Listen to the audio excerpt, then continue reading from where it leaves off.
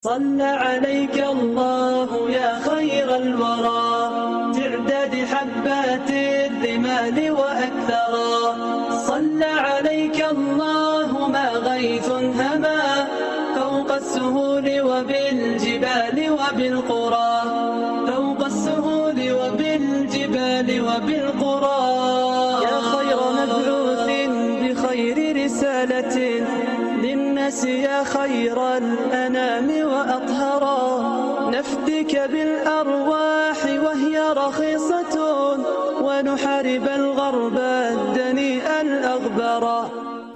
بسم الله الرحمن الرحيم. الحمد لله الذي هدانا لهذا وما كنا لنهتدي لولا أن هدانا الله. لقد جاءت رسل ربنا بالحق. صلوا على رسولنا محمد. صلوا على شفيع ذنوبنا محمد. صلوا على طبيب قلوبنا وقرة أعيننا محمد. السلام عليكم ورحمة الله وبركاته.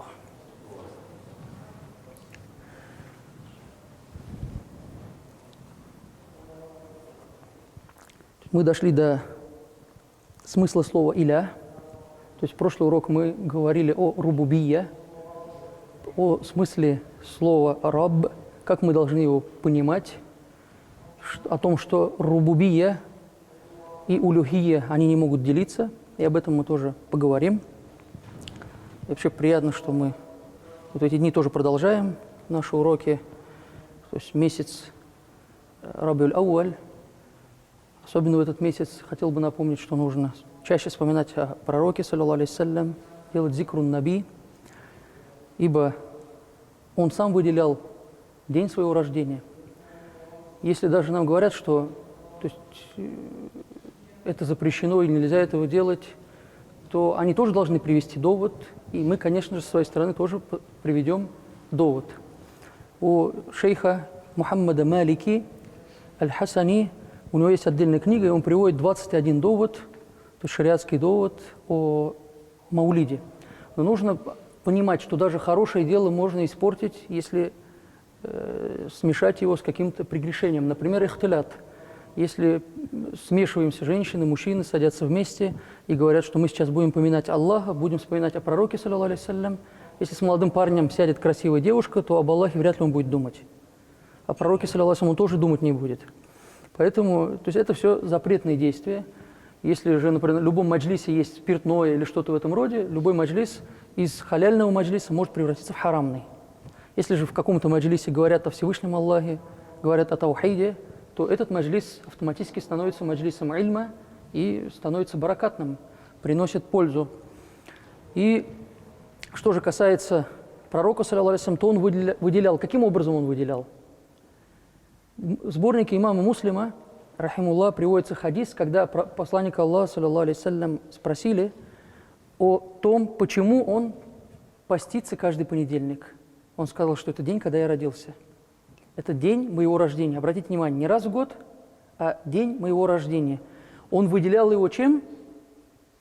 Уразой. Ураза – это вид поклонения. То есть выделял этот день раз в неделю видом поклонения. И даже у нас в шариате, вот, например, мы говорим, родился у человека ребенок, имеет право он радоваться или нет? У нас же есть понятие акика. Для чего она есть? Для того, чтобы человек не просто сам порадовался, а зарезал 2 барашек, если у него мальчик, 1 барашку, если у него девочка, и поделился этой радостью со своими друзьями, соседями, с теми, кто то есть, в его махалле находится. То есть это же не просто так. То есть человек должен делиться радостью. Иса, алейхи салям, о своем рождении говорил: «Салямун алейя яума вулидту», пусть будет мир тому дню, когда я родился, «ва яума амуту», и дню, когда я уйду из этого мира. То есть он это говорил. То есть Расулуллах саллаллаху алейхи сам выделял этот день. На вопрос, выделял или нет? Выделял даже раз в неделю. Был такой человек, как Абу Лахаб. Абу Лахаб Маляун. Про него пришла отдельная сура. То есть такой человек, который в том, что он будет находиться в джаханнаме, у нас ни у кого нет сомнений. Но тем не менее, наш пророк, саллаллаху алейхи саллям, дает нам хабар о том, что в джаханнаме, даже в джаханнаме, каждый понедельник ему наказание будет облегчено. Почему? Почему каждую неделю у него будет облегчено наказание? Просто потому, что он один раз обрадовался приходу, рождению Мухаммада, саллаллаху алейхи. Когда он родился, он получил об этом хабар, получил об этом весть. И та рабыня, которую звали Суайба, она принесла хабар о рождении Мухаммада, саллаллаху алейхи, и он ее освобождает. Освобождает рабыню, проявляет радость. Один раз.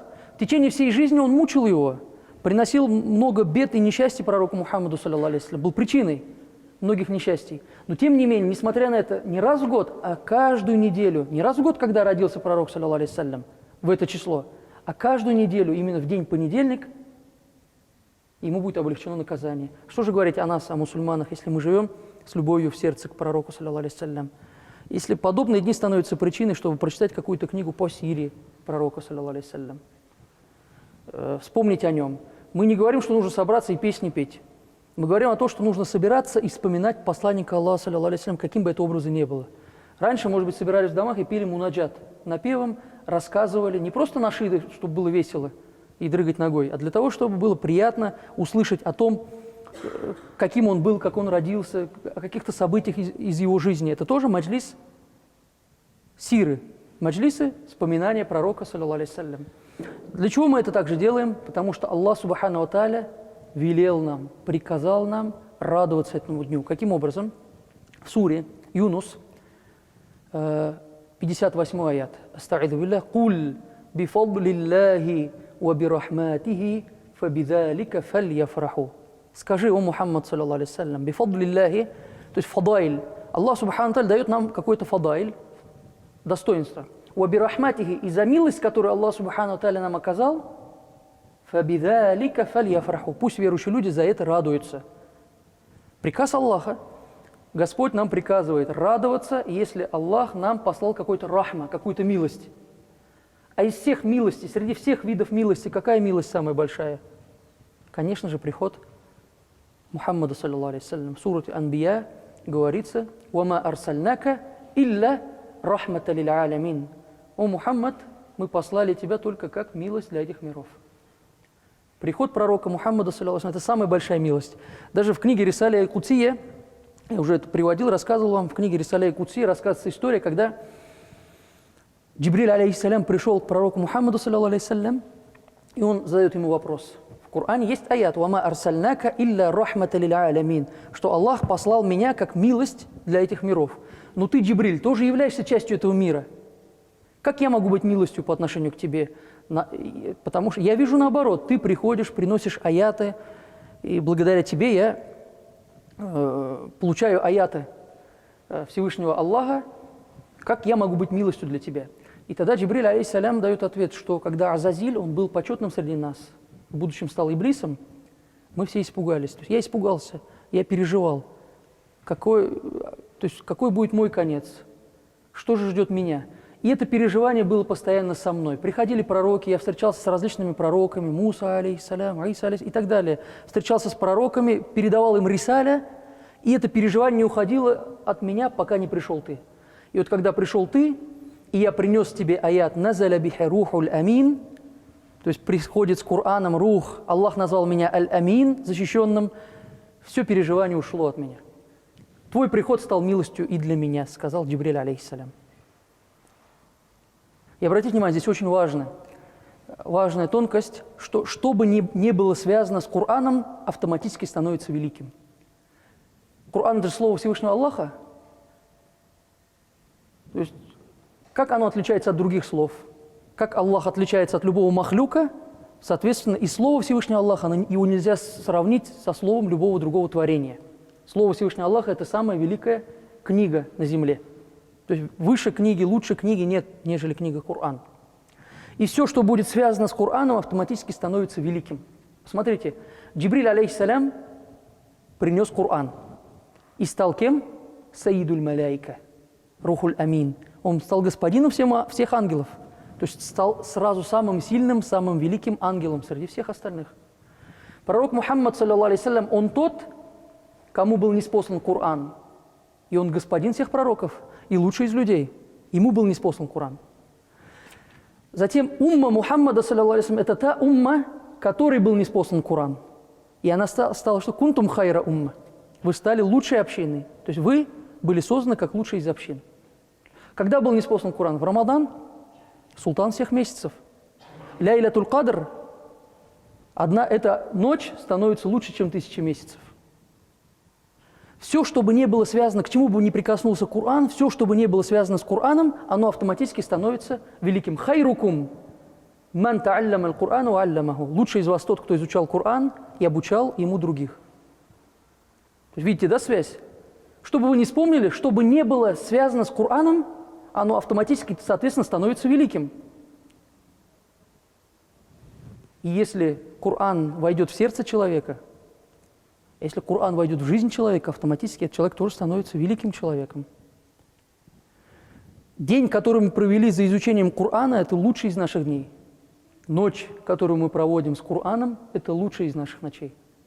То есть эта ночь, она освящается Кораном и становится лучшей ночью, потому что она была проведена в чем? Поклонение Всевышнему Аллаху и связана с Кораном, связана со словом Всевышнего Аллаха. «Куль бифадлиллахи ва бирахматихи фа бидалика фальяфраху». И верующие люди обязаны проявлять благодарность, радость, если Всевышний Аллах дал какую-то милость. Самая большая милость – это приход Мухаммада, саллаллаху алейхи вассалям, и мы все вместе. Если мы соберемся и будем радоваться тому, что пророк, саллаллаху алейхи вассалям, пришел в этот мир, разве это может быть грех? Мы же выполняем приказ Всевышнего Аллаха о том, что Он нам сказал. Радуйтесь, вы обязаны радоваться любой милости, а самая великая милость – это приход пророка, саллаллаху алейхи вассалям. Это возвращаясь к тому, что мы свою акиду берем опять из какой книги? Берем из книги Коран.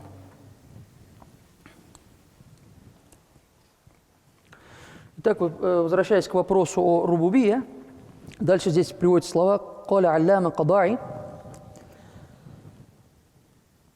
Первое, чем обратился Всевышний Аллах к душам, Он сказал «Алясту би роббикум», «Не я ли ваш Господь?» И ему было достаточно, Господу было достаточно, чтобы сделали икрар о том, что да, ты наш Господь, баля, они сказали, да, ты наш Господь, то есть подтвердили его рубубия. То есть, когда Ибн Бас, это продолжение к тому вопросу, когда Ибн Бас говорит, есть рубубия и улюхия, она тоже важна, и делит эти два понятия. И, то есть, ему дается ответ, ну посмотри, Всевышний Аллах, когда задал вопрос арвах, ему было достаточно, чтобы они ответили, да, алясту би роббикум. Он сказал, то есть, не ваш илях. Он сказал, я же ваш раб, да, ты наш Господь, мы это признаем. И этого ответа было достаточно для них, так ведь? И первый вопрос, который будет задан покойному в могиле, «Ман раббука?» Кто твой Господь? И для того, чтобы ответ считался правильным, будет достаточно ответить, что мой Господь Аллах. То есть ответ Аллах.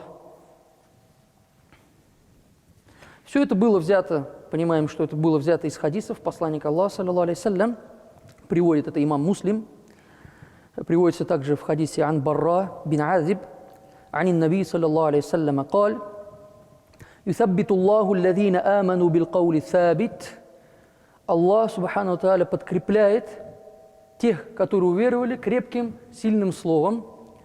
И говорится, что этот аят был ниспослан про азабуль кабр, именно о наказаниях в могиле. Помним, раньше, вот несколько лет назад тоже показания появлялись люди, в основном, которые относили себя к движению Тахрир, что говорили, что азабуль кабр верить не обязательно.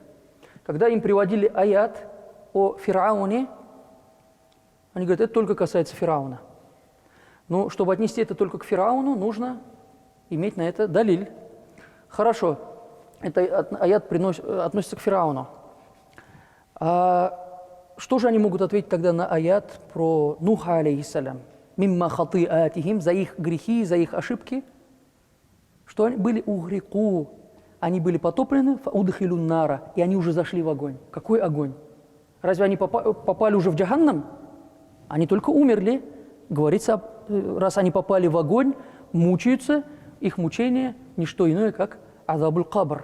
То есть азабуль кабр подтверждено аятом, это подтверждается аятом. Также пророк, саллаллаху алейхи вассалям, во многих книжках, вы можете посмотреть книжки дуа, когда Расулуллах, саллаллаху алейхи вассалям, говорит: «Аллахума аджирни мин азабил кабр». «О Аллах, защити меня от наказания в могиле». Ладно, хорошо, люди не верят в сунну. отодвигают сунну. Но есть же аяты, и посмотрите, «Юсаббитуллаху аллазина аману билкаули сабит». И единогласно сказали, что этот аят был ниспослан про наказание в могиле. То есть, когда нас подкрепит Аллах твердым словом? Когда человек будет находиться в могиле и будет очень нуждаться в подобной помощи. Каули сабит. И будет сказано этому человеку: «Ман раббука», кто твой Господь? Фаякуль, он скажет: «Рабби Аллах», мой Господь Аллах. «Ва набийи», мой пророк Мухаммад, саллаллаху алейхи вассалям. И вот эти слова как раз приводятся: «Юсаббитуллаху аллазина аману билкаули сабити фил хаяти дунья ва фил ахира». То есть и в дунье, и в ахирате Аллах субхану ва тааля подкрепит верующего человека твердым, крепким словом.